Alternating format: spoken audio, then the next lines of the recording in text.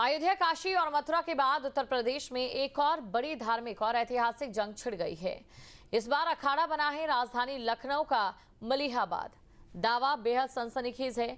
पारसी समाज का आरोप है कि मलिहाबाद के कास मंडी में जिस इमारत को आज मस्जिद और मकबरा बताकर नमाज पढ़ी जा रही है, वो असल में 11वीं सदी के प्रतापी राजपासी शासक महाराजा, अगर हम बात करें तो उनकी ओर से दावा किया गया महाराजा कंसा का किला था, जिसके भीतर प्राचीन शिव मंदिर था।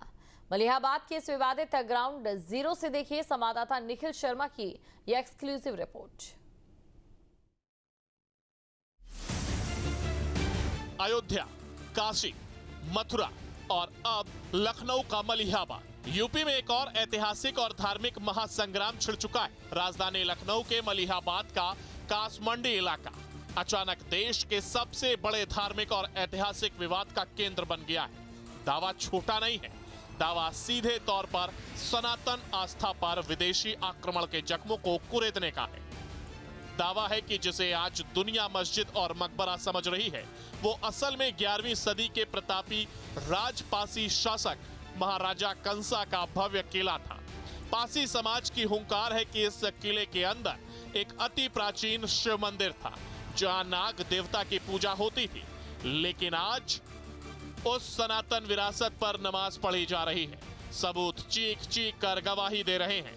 दीवारों पर उकेरे गए नाग देवता के निशान, लाखौरी ईंटें, चूने मिट्टी का प्राचीन ढांचा और उस पर हाल ही में सीमेंट से जबरन चिपकाया गया एक संदिग्ध शिलापट।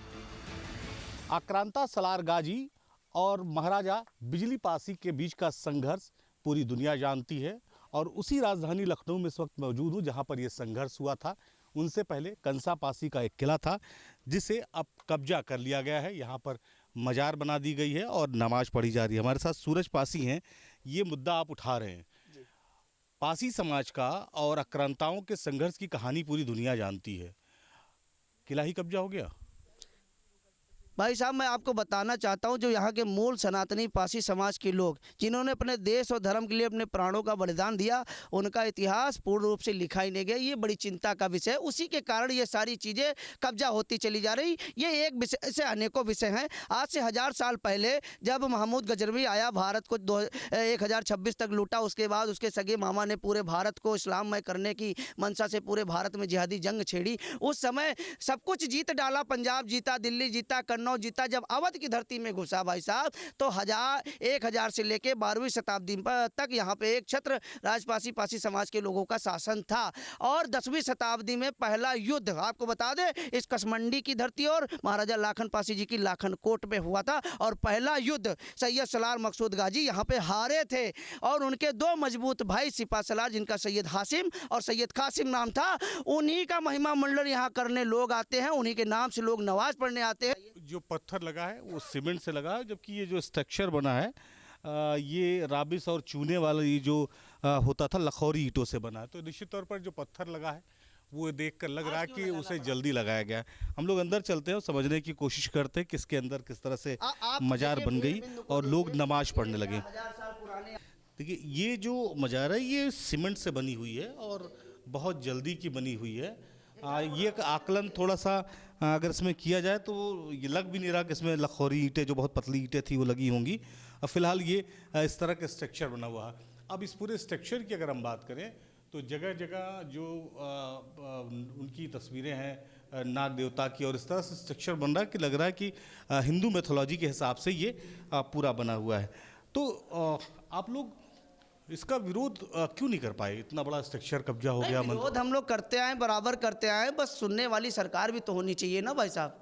बोलना तो हमने लगभग 4 साल 5 साल पहले से स्टार्ट कर दिया था, जब से जानने वाले हुए, जब से अपना इतिहास पढ़ा, जाना, समझा। हम लोग नागवंशी हैं, फिर उसके बाद भार शिव बोले गए, भगवान शिव का भार उठाने वाले, उसके बाद राजपासी पासी बोले गए। और हमारी सभ्यता आपको दिख जाएंगी इन पत्थरों में, साफ साफ दिख जाएंगी। नाग का मतलब होता है हाथी और बादल, यानी कि ताकतवर लोग। सबसे पहले जम्बूद्वीप इसीलिए इस देश का नाम पड़ा था।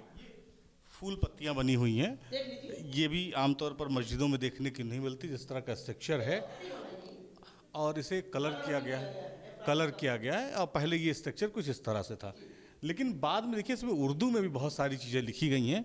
जो चीज़ें उर्दू में लिखी गई हैं उसको किसी चीज़ से घिस कर, किसी नुकीली चीज़ से बनाया गया है। और जो हिंदू मैथोलॉजी के हिसाब से फूल पत्तियां हैं या जो नाग देवता की तस्वीर है, जो चिन्ह है, वो जो है पूरे स्ट्रक्चर के साथ ही बने हुए हैं। सैयद हातिम और सैयद हासिम और सैयद कासिम के नाम से आप नमाज पढ़ोगे, जो यहाँ पे हिंदू बहन बेटियों की इज्जत आबरू से खेलने काम किए थे और हिंदुओं को कत्लेआम करने काम किए थे, आप उनके नाम से मैं सबूत के तौर पे बताऊंगा कि यहाँ पे जब खुमनई इराक में मरे थे तो यहाँ पे आके नमाज पढ़ना और यहाँ पे आके गम मनाने की क्या जरूरत थी? यहाँ पे आए थे कि नहीं आए थे सर, यहाँ नमाज पढ़ने आए थे, हम लोगों ने रोका था और यहाँ पर बोर्ड लगा था खमनी का, हमने खमने का बोर्ड हटवाया था और बाकी इन लोगों को यहाँ भगाया था, तो भाग गए थे। 100 नंबर गाड़ी भी आई थी।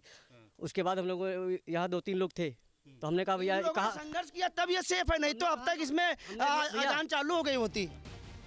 ये दावा सिर्फ हवाई नहीं है, बल्कि इसके पीछे अंग्रेजी गजेटियर की वो अकाट्य गवाही है जिसे झुठलाया नहीं जा सकता। लखनऊ गजेटियर साफ साफ कहता है कि 11वीं शताब्दी के काकोरी और मलिहाबाद के इस पूरे क्षेत्र पर महाराजा कंसा का राज था। जब मजहबी उन्माद में अंधा होकर विदेशी आक्रांता सालार मसूद गाजी दिल्ली से अवध की तरफ बढ़ा, तो इसी कास मंडी की धरती पर राजपासी राजा कंस ने उसे वो करारा सबक सिखाया जिसे इतिहास कभी भूल नहीं सकता। गाजी के 2 खुखार सेनापति सैयद हातिम और खातिम दोनों को राजा ने इसी मिट्टी में ढेर कर दिया था। ये हरी पेंट बाद में लगाई गई है। आप देखिए इसमें भी नाग सभ्यता के चिन्ह कैसे हैं, क्यों मिल रहे हैं, ये क्यों मिल रहे हैं, इसको क्यों तोड़ा जा रहा है, देखो टूटा कि नहीं टूटा, ये क्यों फन फैलाए यहाँ पे हैं। आप कुछ ना कुछ तो गलती कर दोगे ना। ठीक है, ये नाग देवता है, आप कुछ ना कुछ गलती कर दोगे। ये जो तस्वीर है, ये उनका से मतलब नहीं, माता क्रोधवासा से सर्पों की उत्पत्ति हुई थी। ये उनका फन बनाया गया है और इसमें ये जो स्ट्रक्चर है, जो धारियां हैं, इससे उनके जो शरीर की फन की आकृति है वो बनाई गई। कई बार इस पे चूना लगाया गया है, लिहाजा उतना स्पष्ट दिखाई नहीं पड़ रहा, लेकिन हम इसको छूकर इसको हम महसूस कर सकते हैं किस तरह की ही आकृति है। ये पुख्ता तौर पे कहा जा सकता है कि ये नाग देवता का ये फन है और ये उनके फन के स्ट्रक्चर है। चूंकि उस समय आर्ट इतनी विकसित नहीं थी, तो जो कंक्रीट में जितना मतलब इस तरह के स्ट्रक्चर में जितना काम कर सकते थे कारीगर किया करते थे। अब बात का माहौल गर्म है और इसी तरह का विरोध प्रदर्शन यहाँ पर चल रहा है। घटना की जानकारी जब पुलिस को मिली तो पुलिस भी यहाँ मौके पर पहुँच गई है। किसी तरह की कोई ऐसी स्थिति ना हो जिसमें संघर्ष की स्थिति बने। फिलहाल ये कह दिया गया है सूरज पासी की तरफ से कि कल यहाँ जुमे की नमाज पढ़ने नहीं देंगे और इसके लिए बाकायदा उन्होंने मुख्यमंत्री से लेकर तमाम अफसरों को भी पत्र लिखा है कि ये जो है दरअसल जो कंसा पासी हैं उनका किला था, उनका मंदिर है, जो जबरन नमाज पढ़ने की जगह में तब्दील कर दी गई है। सदियों तक इतिहास को दबाया गया सनातन के शौर्य को, लेकिन अब पानी सिर से ऊपर जा चुका है। क्या मलिहाबाद की इस विवादित इमारत का सच भी वैज्ञानिक जांच से सामने आएगा?